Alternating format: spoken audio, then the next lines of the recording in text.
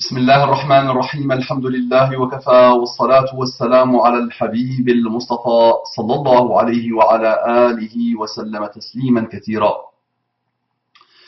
إن الله وملائكته يصلون على النبي يا أيها الذين آمنوا صلوا عليه وسلموا تسليما.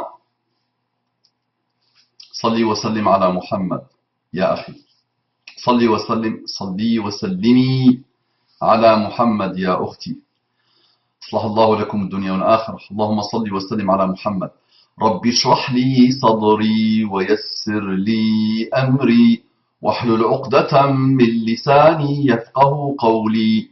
إخواني أخواتي أبنائي بناتي أعزائي عزيزاتي أصدقائي صديقاتي أعدائي عدواتي mes ennemis et mes ennemis. Je vous aime tous en Allah subhanahu wa ta'ala et je porte pour vous l'affection islamique et je demande à Allah subhanahu wa ta'ala de nous réunir dans le Firdaus. Mes frères et sœurs en humanité, ceux qui n'ont pas encore eu l'honneur d'embrasser ou au moins d'approcher, de connaître l'islam, je continue à vous conseiller. Je sais que vous avez bien affûté votre courbe d'expérience, vous avez un certain recul. Il faut juste se débarrasser de la cathode, vous formater un peu, vous débarrasser du parasitage et de lancer une recherche sincère. Cette recherche sincère ne peut que vous mener à Allah, à la parole d'Allah, à la religion d'Allah. Qu'Allah subhanahu wa ta'ala vous comble par la guidée islamique. J'entre directement dans le vif du sujet. Depuis quelques mois, je me suis absenté totalement des réseaux sociaux. Pour des raisons diverses et variées. Donc c'est vrai que quand tu n'es pas sur les réseaux sociaux, tu ne vois pas beaucoup les mouvements. Mais de temps en temps, des gens attirent mon attention sur des choses que j'ai pu plus ou moins oublier ou que j'ai pu plus ou moins, même si je n'oublie pas, subhanallah. Donc vous avez compris. Quand je suis connecté sur Facebook, je vois des pages de soutien, je vois des choses qui arrivent, des nouvelles manières de penser, de nouveaux personnages. Donc c'est vrai que je suis un peu déconnecté de ce monde-là et je ne le regrette pas. D'accord? Même si chacun de nous, ou quelques-uns parmi nous, doivent rester sur Facebook, doivent être dans les réseaux sociaux parce que sinon, les shayatines, les bras droits et gauche du shaitan feront ce qu'ils veulent. De notre jeunesse qui est à 100% aujourd'hui sur Facebook, dans tous les pays, y compris les pays dits musulmans. Et je ne fais pas le takfir en disant les pays dits musulmans. Donc, quelqu'un a attiré mon attention sur quelqu'un que j'aime beaucoup en Allah subhanahu wa ta'ala, Abu Rayyan, le frère Abu Rayyan. Donc, j'ai trouvé une lettre de Abu Rayyan que j'aimerais bien vous présenter. Lettre de Abu Rayyan. Nous voilà à la fin de la seconde semaine du procès. Alhamdulillah. Donc Abu Rayyan est un frère qui est en prison actuellement. Qu'Allah subhanahu wa ta'ala lui facilite, qu'Allah subhanahu wa ta'ala facilite à sa famille, et qu'Allah subhanahu wa ta'ala l'aide à tirer les leçons, à tirer profit de cette épreuve. Souvent, la prison, souvent l'épreuve, nous rapproche plus d'Allah subhanahu wa ta'ala, nous permet de relativiser beaucoup de choses, nous permet de nous situer. Qu'Allah subhanahu wa ta'ala facilite à mon frère et facilite à tous nos frères et sœurs qui souffrent, qui sont éprouvés partout dans le monde. Donc il nous dit, le frère Abu Rayyan, nous avons tous eu l'occasion de bien nous expliquer et il apparaît à tout le monde que notre dossier est un montage afin de protéger un recruteur de l'UI travaillant pour l'État belge. Cette personne est un imam très connu à Bruxelles. Entre parenthèses, grande barbe, turban, djellaba, donc la panoplie. De 2004 à 2011, il a travaillé pour les services espagnols avant d'être transféré à Bruxelles, entre parenthèses Belgique, en 2011. Je suis tenu au secret de l'instruction, donc je ne peux dévoiler son nom. Le plus important à retenir dans cette affaire, c'est que l'État belge a laissé partir des mineurs, 15, 16, 17 ans, entre parenthèses, vers le groupe UI, entre parenthèses Daoula. Plutôt Daesh, mon frère Abourian, appelé Daesh, entre 2011 et novembre 2013. Le juge est choqué, mais il a décidé de poursuivre. Oh, شعندك رزان حبيبة تعالي عند بابا تعال جميلة رزان جميل خليها صح اجلسي دوري عند بابا دوري هكا ما شاء الله la voilà رزان elle n'est pas contente. ما بكي بنيتي ما بكي ديالك نعم انظري هنا شوفي. Donc le frère Abourian, qu'est-ce qu'il nous dit? Donc le juge est choqué, mais il a décidé de poursuivre le procès pour éviter un scandale public. La presse, même la télévision ont relayé l'information le vendredi 13 novembre. Malheureusement, les attentats de Paris ont mis ce scandale un peu dans l'ombre. Khair Inch'Allah.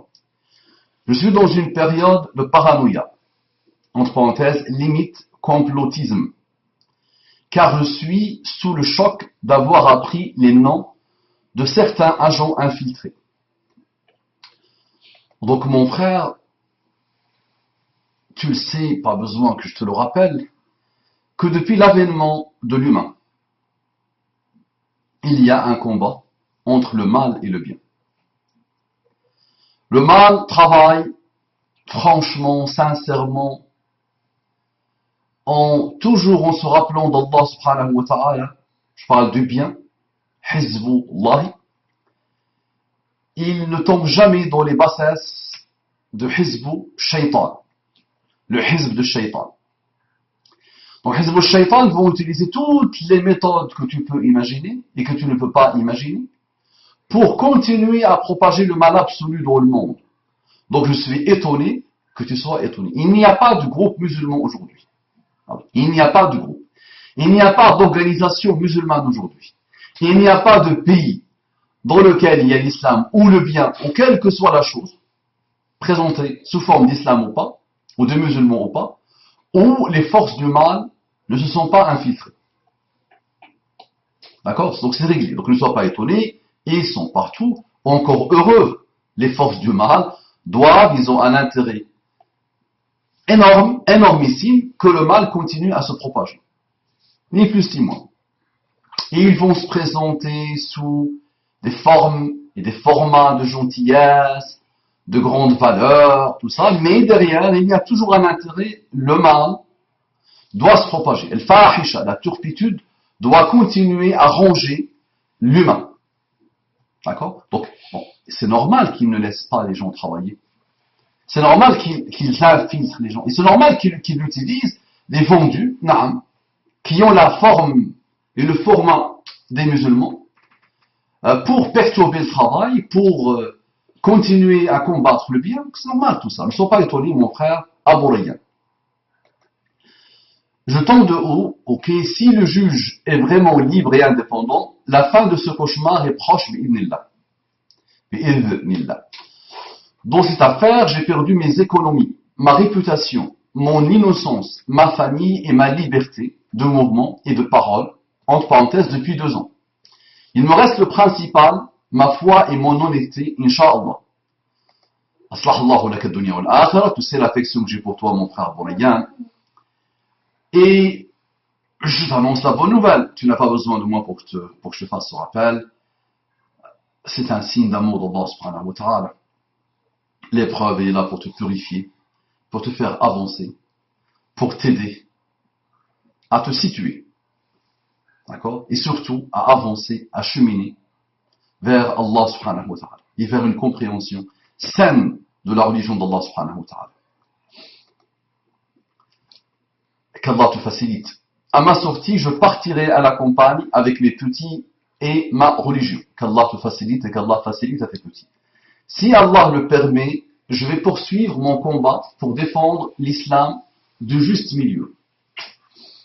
Pour défendre l'islam de juste milieu. Pour défendre une vision de l'islam de juste milieu. L'islam, Allah, il n'a pas besoin de nous pour nous défendre. D'accord? Mais je comprends ce que tu essaies de dire. Alhamdulillah, alhamdulillah, alhamdulillah, que la prison t'a aidé à évoluer. D'accord? Parce qu'on sait que j'ai eu quelques frictions parfois avec toi. On les a appelées frictions ou autre chose. Il faut les appeler conseils d'affection, d'amour en Allah subhanahu wa ta'ala. D'accord? Et je n'ai aucun problème avec Aborigan, et Aborigan le sait. Et je l'ai même invité chez moi, et c'est vrai qu'il n'a pas pu le faire. D'accord? Donc, c'est vrai qu'Aborigan avait évolué, a connu plusieurs allers-retours. Aborigan, dans le fond, est très très très doux. Dans le fond, il est très très gentil. Parfois, il exprime une certaine violence verbale, ou de raisonnement, ou d'argumentaire, ou de compréhension, mais on le voit, on le met sur une bonne ligne. D'accord? Il y a une maladresse qui s'explique par son parcours, par le moment où il est arrivé à l'islam, sur qui il est tombé, avec qui il a traîné, qu'est-ce qu'il a lu à ces moments-là. Et c'est vrai, ce qu'il a observé aussi, les musulmans aujourd'hui, j'aime bien le slogan « l'islam est la solution et les musulmans sont le problème ». C'est vrai. C'est vrai. Et les musulmans perturbent les meilleurs. Les musulmans d'aujourd'hui ne peuvent que perturber les meilleurs. Donc, na'am, donc, alhamdulillah, je me rappelle avant qu'il parte en prison, et je pense que c'est surtout ça qui a perturbé les services qui le surveillaient. Ils ont eu l'habitude de le voir dans son islam révolutionnaire, même si je n'aime pas mettre des mots à côté du mot islam. Et quand ils ont vu qu'il a commencé à être vraiment dans le juste milieu, je me rappelle, ils me demandaient, ils m'envoyaient ces rappels, subhanallah, pour que je les vois et je les partageais, et je les trouvais de plus en plus apaisés et de plus en plus dans le juste milieu. Et juste après, subhanallah, ils l'ont mis en prison, qu'Allah lui facilite. Naam, donc pour défendre l'islam du juste milieu, c'est mon devoir et ma mission sur terre, Inch'Allah. Naam, c'est notre mission à tous, et c'est notre devoir à tous, d'évoluer, de cheminer vers Allah subhanahu wa ta'ala, d'essayer de connaître Allah subhanahu wa ta'ala, et de connaître son prophète, et de connaître la parole d'Allah subhanahu wa ta'ala, d'essayer de les vivre, d'essayer de les appliquer, et inviter le monde à la parole d'Allah subhanahu wa ta'ala, et inviter le monde à Allah subhanahu wa ta'ala, avec sabr, d'accord, qu'Allah nous facilite.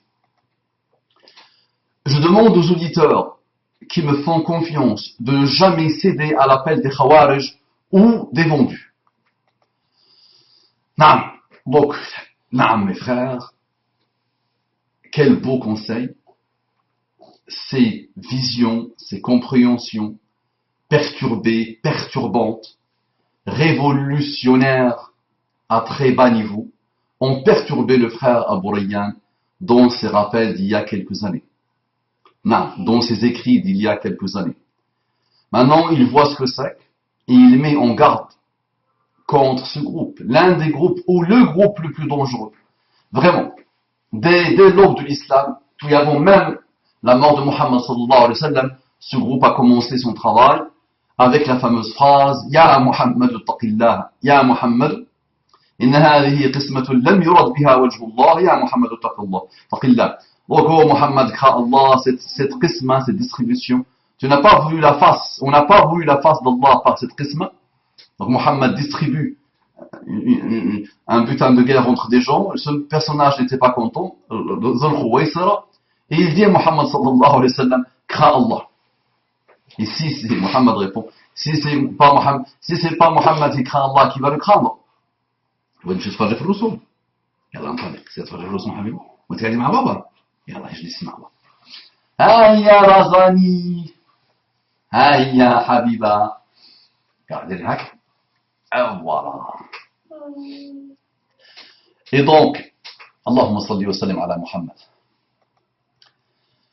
Je demande aux auditeurs qui me font confiance de ne jamais céder à l'appel des khawarij ou des vendus.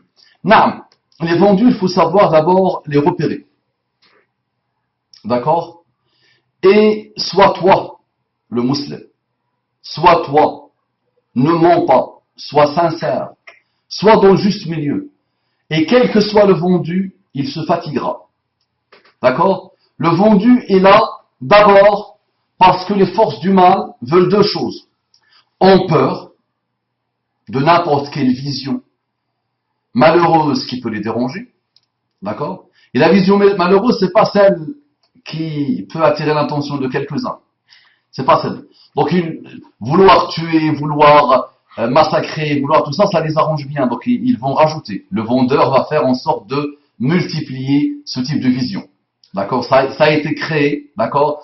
D'abord par une compréhension satanique, et ensuite les ennemis d'Allah subhanahu wa ta'ala, quels qu'ils soient, mettent ce qu'il faut pour amplifier ce type de vision. Donc, ces visions de massacre, de la violence, inutile en plus, qui ne fait que éloigner les gens de l'islam, sert aux forces du mal. Vous pouvez avoir l'impression qu'il leur fait peur, mais les amis, les pays musulmans ne font que détruire les pays musulmans. Les takfiris ne font que détruire les pays musulmans. D'accord? Les takfiris ne font que s'éloigner eux-mêmes de l'islam. Ils n'ont rien à voir avec l'islam, les khawarij. D'accord? Rien, mais vraiment rien. Eh oui, allez vous concentrer sur ce que Muhammad sallallahu alayhi wa sallam dit sur eux, qu'ils peuvent donner une impression. Ils peuvent montrer un paraître. Ils peuvent passer beaucoup d'heures à prier. Non, mais ce n'est pas ça. Le problème, c'est qu'il est là dans la tête, dans le cœur, des compréhensions malheureuses.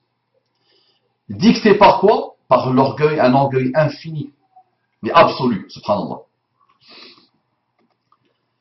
Très bien, l'islam, c'est la justice, naam, l'équité, naam, des règles, naam, des limites, naam, de la miséricorde, naam, de la patience, naam, et de l'endurance, naam. Et tu peux citer une infinité d'autres beaux, nobles caractères. Mais je rappelle l'islam, c'est la foi. C'est ce travail obligatoire que n'importe quel humain doit faire. La ilaha illallah n'est pas donnée à n'importe qui. Elle mérite un travail, une concentration, une analyse, un cheminement. Chacun de nous doit se mettre dans Ghar Hira, la grotte de Hira, dans son cœur. Il va s'installer dans son cœur, dans Ghar Hira, et il doit méditer sur la créature et la création. Il doit méditer sur lui-même. Et il doit méditer sur la parole d'Allah subhanahu wa ta'ala. Pour enfin commencer à avoir la foi, commencer à approcher la foi. Une fois que la foi s'installe, toutes les qualités et toutes les caractéristiques citées par le frère Abu Rayyan, aslahallahu lahu dunya wal akhirah, wa jazahu Allahu anna khayran, viennent, coulent de source. L'islam d'Al Capone ou de Scarface, ça n'existe pas. Naam. En islam, la fin ne justifie pas les moyens. Naam. Nous n'avons pas le droit de violer des femmes. Naam. De tuer des civils. Naam. Des civils innocents. Ou de refuser leurs droits aux minorités. Les civils innocents et non innocents. Je rajoute. Nous n'avons pas le droit de tuer. Point barre. Le seul endroit où nous avons le droit de tuer, c'est le champ de bataille. Dans le champ de bataille, on ne s'offre pas des fleurs. Muslim, c'est que parmi les plus grands péchés est de quitter le champ de bataille. D'accord? Mais tuer des gens civils, innocents ou pas innocents, tuer des gens militaires, innocents ou pas innocents, on n'a pas le droit, les amis. D'accord? Chacun connaît ses limites, chacun sait ce qu'il est, et chacun doit s'occuper d'abord de lui pour se sauver, et ensuite il doit s'occuper des autres pour leur faire le rappel, les inviter à la religion d'Allah subhanahu wa ta'ala. Et chacun, en fonction de ses capacités, en fonction de ses aptitudes, en fonction de ce qu'il peut faire, il avance comme il peut, sans contrainte. Allahumma salli wa sallim ala Muhammad. Ou de refuser leurs droits aux minorités. Soit on fait les choses bien, soit on patiente et on éduque la masse en attendant, Inch'Allah. Tous les groupes. qui ont commencé par la violence. Et on connaît l'origine de la violence. Tous les groupes ont, dans un moment de leur parcours, quand la sincérité s'installe, et quand ils commencent à retrouver la foi, barakallahu fik ma fille, à retrouver la foi, d'accord, parce que le problème c'est un problème de foi. Ils disent cette phrase de Abu Rayyan, soit on fait les choses bien, soit on patiente et on éduque la masse en attendant Inch'Allah. On doit s'éduquer d'abord, attention Abu Rayyan. On s'éduque nous-mêmes parce que nous-mêmes souvent nous sommes très loin de l'éducation, de la purification. Le tasfiyatu wa tanqiyatu wa tarbiyatu wa tazkiyatu. Ce type de mots. Et on est vraiment souvent loin de la foi. Nous-mêmes, on n'a pas rencontré la foi, donc on prêche tout et n'importe quoi. Qu'Allah nous préserve. Soit on fait les choses bien, soit on patiente et on éduque la masse en attendant Inch'Allah. Durant le procès, je suis à la prison de Forest. C'est nettement plus pénible que mon ancienne prison, Leven, entre parenthèses. Je prononce peut-être mal. Le pauvre Jean-Louis est depuis 2 ans en strict, entre parenthèses, dans cette prison. Sabr. Rassurez-vous, le frère Jean-Louis est en pleine forme et il a profité de sa détention pour se rapprocher du tawhid authentique. En apprenant à se méfier des Khawarij et leur discours simpliste et dangereux. Je préfère, s'il te plaît, Abu Rayyan et tous les frères qui sont dans la da'wah, de commencer à mettre de côté ce type de mots. Le tawhid authentique. Alors, nous avons installé en place des choses étrangères, de la nomenclature étrangère, subhanallah, et qui ont fini par nous diviser à mort, et par nous faire croire que nous sommes supérieurs aux autres. Alors que tu peux observer une femme, une vieille femme, illettrée, qui a une foi, d'accord, qui peut être supérieure à tout le quartier, à tout le village, à toute la ville. Et tu lui dis, at-tawhid as-sahih, le tawhid authentique, elle te regarde comme ça, elle ne comprendra pas. Donc malheureusement, je comprends qu'on a mis des noms sur des choses. D'accord? Mais wallahi, avec ces noms-là, on s'est mis dans des gags et des pétrins. La hawla wa la quwwata illa billah. D'accord? Donc, Jean-Louis David, je préfère le dire de cette manière-là, mais je comprends, attention, je comprends le frère. Voilà, le frère Jean-Louis David est en pleine forme, il a profité de sa détention pour se rapprocher du tawhid authentique, pour se rapprocher de la foi, et l'iman. D'accord? Il était musulman, Jean-Louis David, d'accord? Aujourd'hui, il est en train d'évoluer vers l'iman, alhamdulillah. S'il arrive, il le saura lui-même, s'il arrive à commencer à s'approcher de la foi, de l'iman, il verra que beaucoup de choses changeront en lui et évolueront en lui, et il s'apaisera. Il s'apaisera vraiment. Jean-Louis David, Jean-Louis Mouahid, je ne sais pas comment on l'appelle. Donc le personnage, je ne le connais pas, donc, du tout. D'accord, je ne sais pas, je pense que je l'ai aperçu 5 minutes, 10 minutes maximum dans une émission comme les fameuses émissions qui parlent et qui déforment tout. D'accord? Mais c'est vrai qu'il n'y a pas de fumée sans feu, qu'Allah facilite à Jean-Louis. Il s'appelle Jean-Louis David, c'est Jean-Louis. Jean-Louis David, c'est le fameux coiffeur, non? Je pense, ma tête rajoute David, mais je pense que c'est les fameux coiffeurs. Ah bon, maman, tu pars chez Jean-Louis David? Non, je ne connais pas du tout. Mais je sais que ma tête, parfois, elle pointe. Donc, dès que j'ai dit Jean-Louis, je pense David y est arrivé. Jean-Louis, le Mouahid, je pense, il faisait des choses, des sandwichs, je ne sais pas quoi, il nourrissait un peu travaillait pour nourrir un peu, pour aider les pauvres. Je pense que c'est celui-là. Qu'Allah lui fasse. Donc celui-là, je ne le connais pas. Abu Rayyan, j'ai pris le temps de l'observer. D'accord? Abu Rayyan, je l'ai observé. Donc je sais comment il voit les choses et surtout les évolutions qu'il a eues dans son discours. Donc rassurez-vous, le frère Jean-Louis, non David, est en pleine forme, et il a profité de sa détention pour se rapprocher du tawhid authentique, en apprenant à se méfier des Khawarij et leurs discours simplistes et dangereux. Non, les Khawarij depuis le début. Donc, nous avons plusieurs phases dans l'histoire musulmane. Il y a la phase des Khawarij, juste de l'époque de Muhammad sallallahu alayhi wa sallam, et surtout à la mort de Muhammad sallallahu alayhi wa sallam, et surtout, à l'époque de Ali ibn Abi Talib, dans la fitna entre Ali ibn Abi Talib et Muawiyah ibn Abi Sufyan, et la suite que vous connaissez sûrement, ou que vous devez connaître si vous ne la connaissez pas encore, mais nous avons les Khawarij récents, les plus récents, d'accord, qui ont commencé dans les prisons de Jamal Abdel Nasser. On aura le temps, Inch'Allah, d'en parler longuement. Parce qu'il faut connaître cette histoire pour comprendre un peu d'où vient le mal. Et c'est vrai, ça, simpliste et dangereux. Ce n'est que ça. C'est simpliste comme bonjour et dangereux à l'infini. À présent, lui et moi sommes sur la même fréquence et on s'aime fil-là. Nous avons l'occasion de discuter quand nous passons par les cellules du palais de justice. Ce n'est pas une condition d'être sur la même fréquence ou sur la même longueur d'onde pour s'aimer. Les musulmans doivent enfin garder à l'esprit que s'ils veulent l'amour d'Allah subhanahu wa ta'ala, ils doivent s'aimer. Point barre. Oh Allah. Je peux diverger avec quelqu'un. Je peux être en désaccord avec quelqu'un. Et nous sommes tous différents. Et nous avons tous des visions différentes. Et on n'a pas deux vrais jumeaux sur Terre qui pensent de la même manière ou qui peuvent commenter un événement de la même manière. Non, très bien.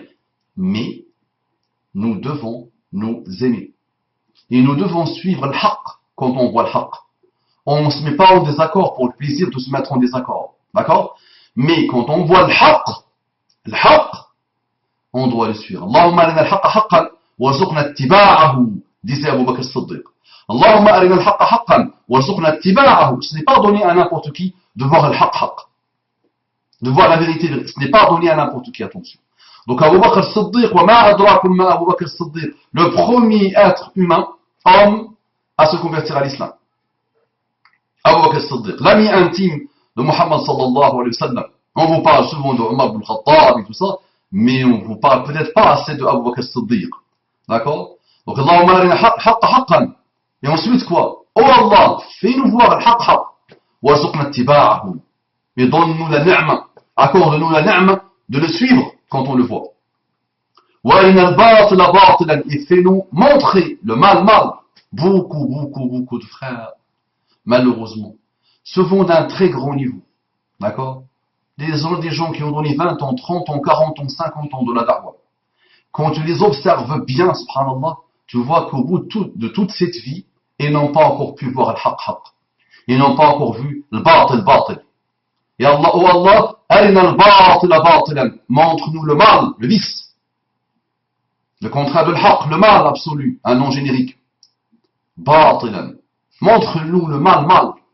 Aide-nous à voir le mal. Warzuqna shinabahu. Et accorde-nous la ni'ma de nous en éloigner.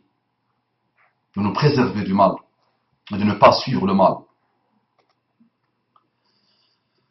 Très bien. Donc ce n'est pas une condition d'aimer les frères. Moi qui ai pris à bras le corps un combat contre Abu Imran, et c'est ce jour-là où j'ai fait le fameux lapsus, et j'ai parlé de Abu Ayyan, et j'ai continué.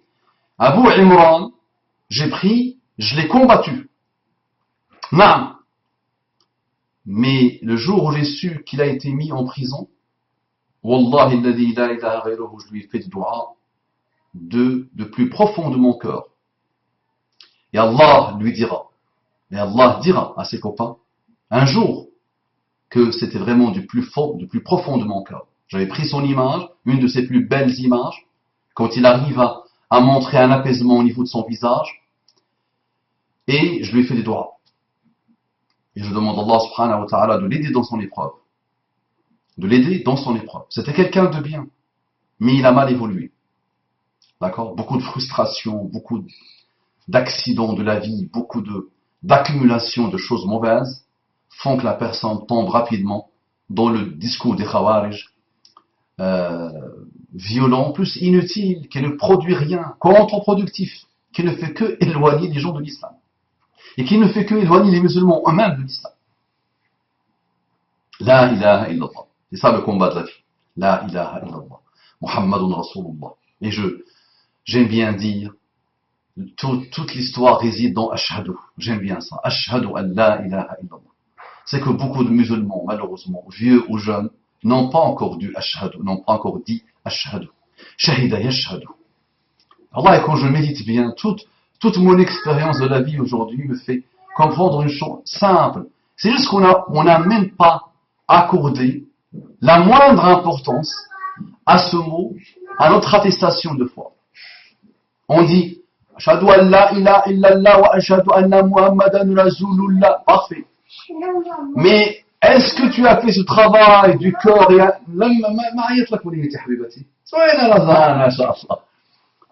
donc ils n'ont pas fait ce travail.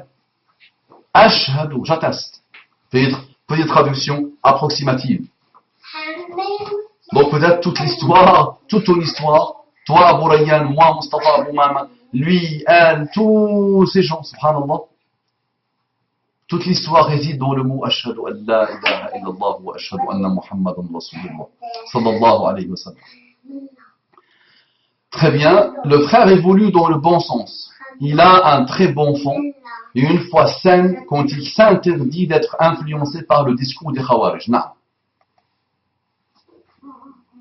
Eh oui, on ne change pas une méthode qui marche, on change une méthode qui marche pas. Jean-Louis, Abu Rayyan, Abu Imran, Mustafa Abu Mam, nos frères et sœurs partout dans le monde, musulmans ou pas musulmans, apaisons-nous. On a tout essayé, essayons maintenant l'apaisement. Essayons d'être fidèles à Muhammad sallallahu alayhi wa sallam, qui était un Coran ambulant, et qui avait comme comportement le comportement du Coran. Et vous allez voir ce qui va se passer.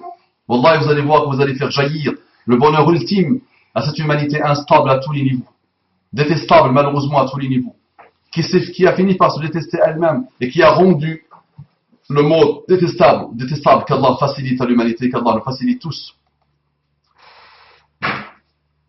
J'appelle tous les traîtres à se repentir d'urgence, sinon l'enfer et ses supplices sera leur destination finale. Comme les Khawarij et comme les vendus, donc il faut les appeler les hypocrites. Al-Munafiqun. Ils ont toujours existé. À l'époque de Muhammad sallallahu alayhi wa sallam, ils ont existé. À l'époque de chaque prophète, il y avait parmi ceux qui étaient avec lui des hypocrites. Et ils sont là. Ils sont très dangereux. Très dangereux. Vraiment. Parce qu'imagine, tu as quelqu'un qui te dit je suis musulman, et il est là juste pour détruire, pour faire le mal, pour se vendre, pour vendre son âme à Shaitan. D'accord? Donc qu'Allah guide les Khawarij, qu'Allah guide les hypocrites, qu'Allah guide les vendus, qu'Allah le guide. Tout ça pourquoi? Et à tous les niveaux, attention. Cheikh Abdurrahman, le fameux cheikh qu'on a cité que c'était lui qui avait essayé de faire exploser le World Trade Center la première fois, il a été vendu par un disciple, par son meilleur disciple, qui était infiltré. Pendant des années et des années, il était infiltré. Donc sachez que tous les groupes aujourd'hui ont été infiltrés.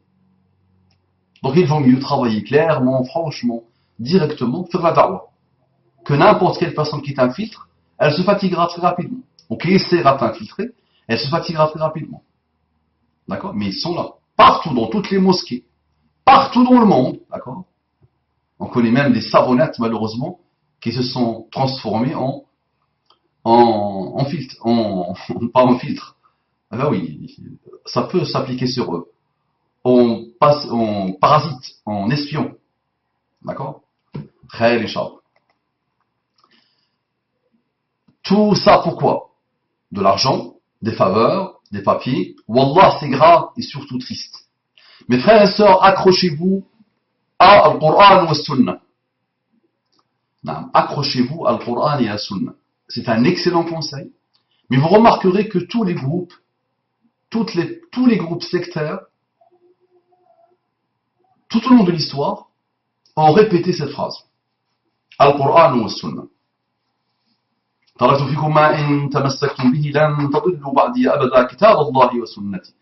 vous ai laissé deux choses. Tant que vous êtes accrochés à ces deux choses, vous ne vous égarerez pas. Vous ne connaîtrez pas l'égarement. Alors pourquoi on connaît l'égarement? Et nous on prétend s'accrocher à Al-Qur'an et la Sunna. C'est ça le problème. C'est toujours on répète des paroles, on façonne des argumentaires, on s'installe dans des systèmes de pensée où il n'y a pas plus facile que de dire je m'accroche à Coran et à la Sunna. D'accord? Souvent on voit des shayatines autour de nous, dans nos familles, et ils sont avec le Coran tout le temps, on continue. Mais quand tu vois vraiment ce qu'ils font, mais vraiment ce qu'ils font, comme ravage au niveau de la famille, tu dis subhanallah, la ilaha illallah. Donc aujourd'hui tout le monde prétend qu'il est sur le Coran et la Sunna, mais nous on voit que l'égarement, sans vouloir être pessimiste, plein de noirceur. Donc il est où le problème? Il est vraiment dans à chaque fois où la sincérité dans cette accroche ou dans cette approche de le Coran et de la Sunna. Qu'est-ce que c'est que s'accrocher au Coran et à la Sunna? Qu'est-ce que c'est que ça? Comment on peut l'expliquer? D'accord? À méditer. Mais je ne dis pas à Bourayan, attention. Je profite de la lettre de Bourayan pour continuer à me faire un rappel et à vous faire des rappels et à avancer, à essayer d'avancer, Inch'Allah. Mes frères et sœurs, accrochez-vous au Coran ou au Sunna et ayez le courage de dire non aux sectes et aux groupes. Naam. Eh oui. Ayons le courage de nous désectariser. Le sectarisme, c'est mon combat personnellement, c'est l'orgueil. Ce n'est que ça. Les kafirs, le pire des kafirs, ou le moins pire des kafirs, des kuffars, il n'est que dans un sectarisme. Il n'est que dans une pulsion de l'âme orgueilleuse. Ni plus ni moins. S'ils se débarrassent de ça, croyez-moi, dans n'importe quelle chose que vous faites, dans n'importe quel péché que vous commettez, dans n'importe quelle vision dans laquelle vous vous êtes mis, d'accord? Quand tu observes bien, ce n'est que, et toi, il n'y a personne qui te connaît plus que toi-même. Ce n'est qu'une pulsion de l'orgueil. Donc, il vous dit, ayez le courage de dire non aux sectes avec S et au groupe avec S. Patience. La victoire est proche, mais avant, ce sera le chaos et les fausses pistes. Il faut expliquer cette parole. La victoire est proche, laquelle?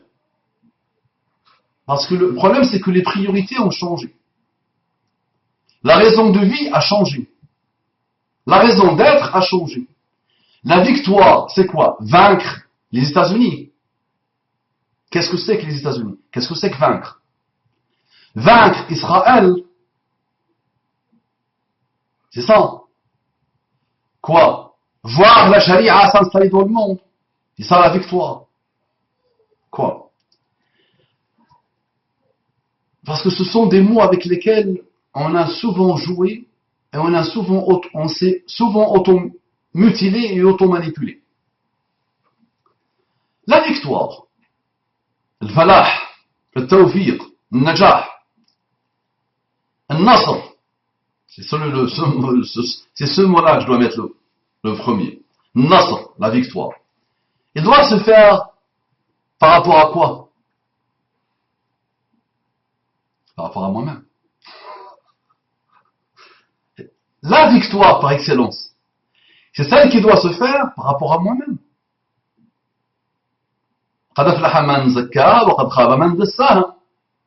C'est le jour où je me vois une âme apaisée qui a tout fait tout au long de sa vie et que continue à le faire, à se mettre en cause, à être en contact régulier avec Allah subhanahu wa ta'ala et à le voir comme raqib, vigilant, qui observe chaque pulsion de la pensée, chaque pulsion de l'acte, chaque pulsion de l'action, chaque pulsion de la réaction.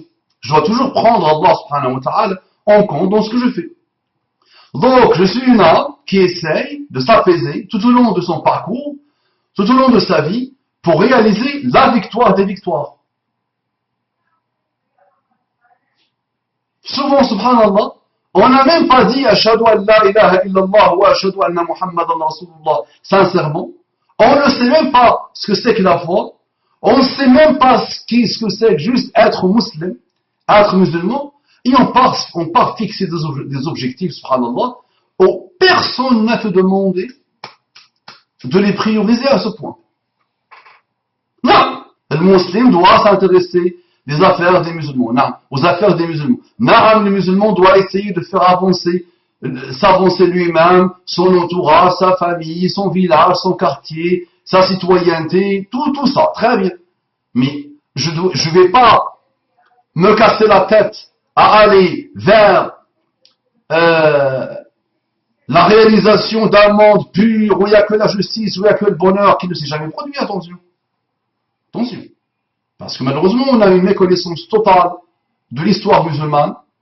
On a une méconnaissance totale de l'histoire humaine. On a une méconnaissance totale, même de l'époque de Muhammad sallallahu alayhi wa sallam, totale. On a vu le Risala et on a pensé qu'on a fait le tour de la problématique. On ne connaît rien à rien de ce qui s'est passé après la mort de Muhammad sallallahu alayhi wa sallam. Et on pense que voilà, on doit œuvrer, mais œuvre d'abord sur toi-même. Cet apaisement, il manque à toi-même, l'ami. Cette victoire manque à toi-même. Je ne parle pas à rien, je parle à moi, je parle à nous tous. Ça marche, qu'Allah nous facilite et qu'Allah nous accorde cette victoire. Les proches, mais avant, ça, ce sera le chaos et les fausses pistes. Individuellement et collectivement, il y a un chaos. Ah bah oui. Tout le monde, toute ma vie est un combat. Dur, difficile. Parfois, je me laisse traîner et entraîner dans l'anarchie interne. Parfois, je me libère de cette anarchie, de cette férocité de mon âme, et j'avance. Donc, déjà, individuellement, il y a ce problème. Et il y a des fausses pistes, là. Chacun essaye d'avancer. Maintenant, plus tu t'approches d'Allah, plus tu essayes de t'approcher vers la foi, l'iman, plus tu verras de plus en plus clair, Inch'Allah. Qu'Allah subhanahu wa ta'ala nous donne le discernement, nous accorde le discernement. À très bientôt, Inch'Allah. Abu Rayyan al-Rumi. J'aime bien le choix du surnom. Très bien. Des deux surnoms, Abu Rayyan et Rumi, surtout Rumi. Les amis, aslahallahu lakum dunya wal akhirah. Qu'Allah facilite à notre ami Abu Rayyan. Si Abu Rayyan a besoin de quelque chose, essayons de l'aider. Si, voilà, moi je vous dis, je suis un peu déconnecté, donc si vous voyez qu'il a besoin de quelque chose, venez me le dire, Inch'Allah, sur mon adresse mail. Faites des doigts pour le frère, aidez-le financièrement si vous pouvez. Apprenez de lui, apprenez avec lui, montrez-lui de l'amour, envoyez-lui des lettres d'amour, de respect et d'affection. Qu'Allah lui facilite, qu'Allah nous facilite. C'est peut-être nous les prisonniers, et c'est peut-être lui qui s'est libéré. Assalamu alaikum wa rahmatullahi wa barakatuh.